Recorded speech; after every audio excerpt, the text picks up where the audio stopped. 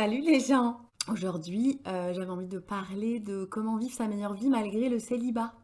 Alors je dis malgré, le célibat pour les gens qui, comme moi, aimeraient avoir un amoureux ou une amoureuse, mais qui n'en ont pas en ce moment. Je rappelle bien entendu que le célibat n'est pas obligatoirement un truc pesant, que vous pouvez aussi choisir de l'être. D'ailleurs, il y a des gens qui préfèrent être célibataires dans leur vie. Oui, oui. Mais si pour vous, c'est pas un souhait particulier, ou que comme moi, vous n'êtes pas tout simplement habitué à être célibataire, je rappelle que ma période de célibat la plus longue a duré 1 an et que ça commence déjà à faire quelques années. Donc voilà, quand je suis célibataire, souvent c'est un peu perturbant. Et donc on peut avoir un petit peu de difficulté, surtout au début, à vivre sa meilleure vie. Parce que évidemment, comme tout le monde, vous avez tendance, moi la première, hein, à focaliser sur le négatif, sur le truc qui vous manque, sur le vide. C'est normal, c'est humain. Juste, petite précision importante. Si vous venez juste de rompre et que vous êtes en plein chagrin d'amour, cette vidéo, elle va pas vous servir à grand chose. Je pense qu'il y a une distinction quand même importante à faire entre une personne qui vient tout juste de quitter une relation et qui en est super malheureuse, et quelqu'un qui est dans le célibat, peut-être de manière moins récente, ou qui l'accepte plus, en tout cas qui est plus serein. Donc si vous, votre petit cœur, il est brisé, déjà je vous fais un bisou. Et puis surtout, je vous conseille de faire le deuil avant toute chose, avant de penser à quoi que ce soit d'autre. N'hésitez pas à vous faire aider par un ou une psy, parce qu'en fait, quand on se casse une jambe, on va à l'hôpital et on met un plâtre. Donc pourquoi quand on se brise le cœur, on fait rien? Voilà, donc faites ça, hein, faites bien votre deuil, prenez bien le temps, et puis vous verrez, un jour ça ira mieux, et vous pouvez revenir voir cette vidéo pour vivre votre best life. Revenons à nos moutons. Donc comment fait-on, selon moi, hein, c'est ma chaîne finalement, pour vivre sa meilleure vie malgré le célibat? Premièrement, arrêtez de voir le célibat comme la salle d'attente de la vie, comme disait, comment elle s'appelle, Blanche Gardin. Par exemple, moi personnellement, comme je ne suis pas souvent célibataire, quand je le suis, j'ai tendance à me dire tiens, je ferais bien tel truc, je vais attendre d'avoir quelqu'un avec qui le faire. Bah non, en fait, notre vie c'est maintenant. C'est pas quand on aura trouvé quelqu'un. Parce que, admettons, tu mets 5 ans à trouver quelqu'un. Ça peut. Bah tu fais rien pendant 5 ans.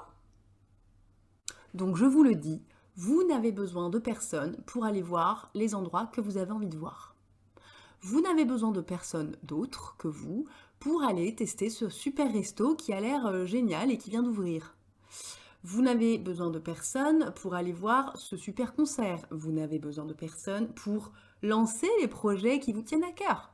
Faites-le maintenant. Deuxièmement, comme je disais tout à l'heure, au lieu de focaliser sur le négatif, essayons objectivement de voir ce que la situation nous offre, à savoir du temps libre, ma passion. Donc, profitons de cette ressource de temps libre pour faire tous les trucs qu'on a envie de faire et qu'on prend jamais le temps de faire, par exemple. Moi, ça passe beaucoup par le fait de créer des trucs, notamment du contenu sur cette chaîne, mais pas que. Après, je prends aussi plus de temps pour lire les livres que j'ai envie de lire, notamment celui-là dont je vous parlerai très bientôt. J'écoute environ 1 milliard de podcasts, je vois mes amis quand j'ai envie, ou alors je me fais des week-ends entiers de solitude. Je ne sais pas si vous réalisez à quel point avoir la liberté de passer un week-end entier toute seule à faire tout ce que vous avez envie ou à rien foutre, c'est un luxe. On a plus le temps de prendre soin de nous aussi, puisqu'on n'a pas besoin de s'occuper de quelqu'un d'autre finalement.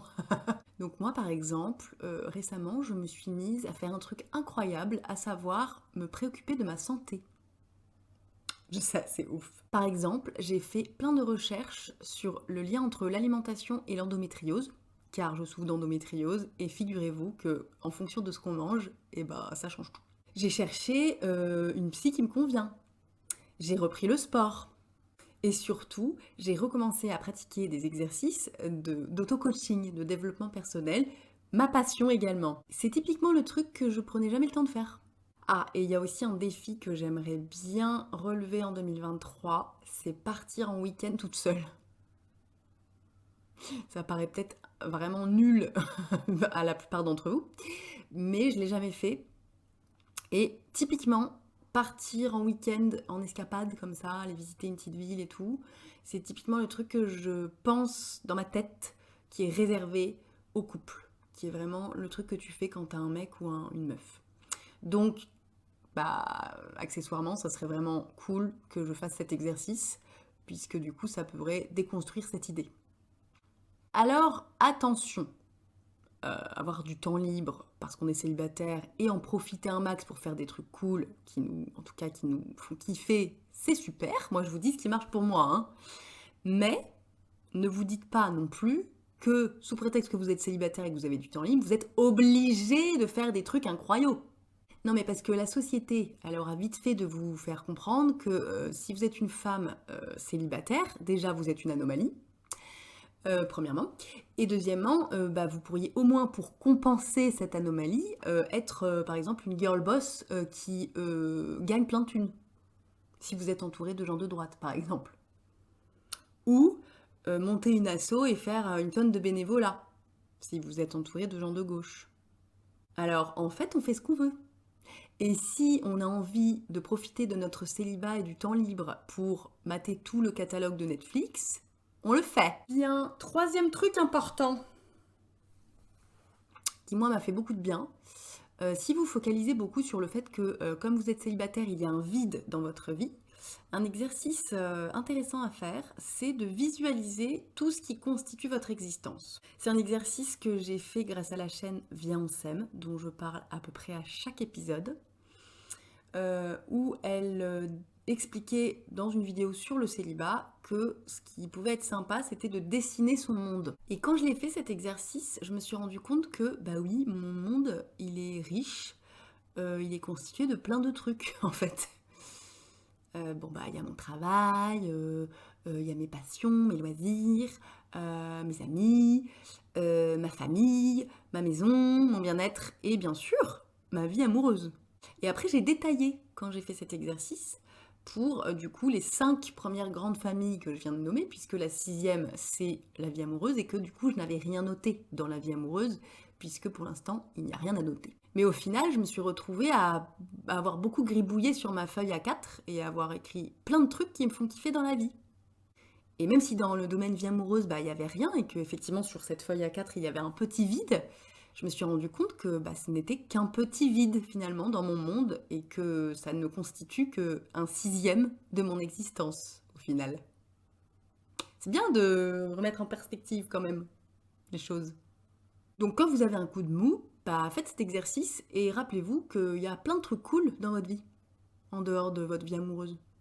Et si quand vous faites l'exercice, vous trouvez que c'est pas ouf, votre feuille A4 elle est trop vide ou alors elle est remplie de trucs qui vous plaisent pas tant, peut-être c'est l'occasion de changer des trucs. Peut-être vous pouvez faire en sorte que votre existence soit plus agréable. Alors ça peut passer par des petits trucs, prendre des cours de couture, par exemple.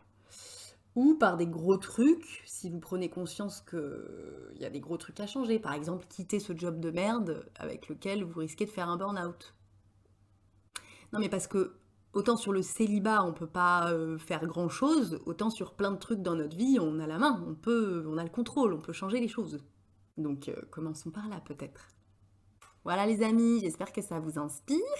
Dites-moi, vous, comment vous vivez votre meilleure vie en tant que célibataire. Voilà, en attendant, je vous fais des bisous et je vous dis à la prochaine.